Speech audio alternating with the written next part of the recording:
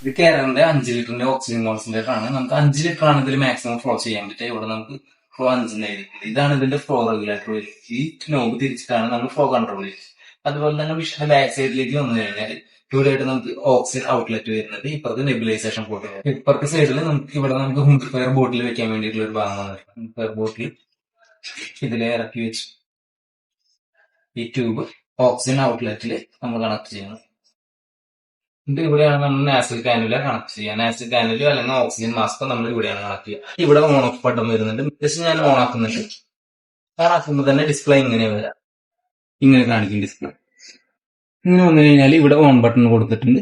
ഈ on button press ചെയ്ത് കഴിഞ്ഞാൽ മെഷീൻ ഓൺ ആയി. മെഷീൻ ഇപ്പോൾ വർക്കിംഗ് ആണ്. ഇവിടെ ഫ്ലോ ഇവിടെ എഴുതി കാണിക്കുന്നുണ്ട് എത്രയാണ് ഫ്ലോ എന്നുള്ളത്. നമുക്ക് എത്രയാണ് ഡോക്ടർ പറഞ്ഞിട്ടുള്ളത് എന്നുണ്ടെങ്കിൽ അത് നമ്മൾ ഇതിൽ കൺട്രോൾ ചെയ്ത് വെക്കുക. ഇതിൽ 4 ലിറ്റർ ആണെങ്കിൽ 4 ലിറ്റർ സെറ്റ് ചെയ്ത് വെക്കുക. 3 ലിറ്റർ ആണെങ്കിൽ 3 ലിറ്റർ സെറ്റ്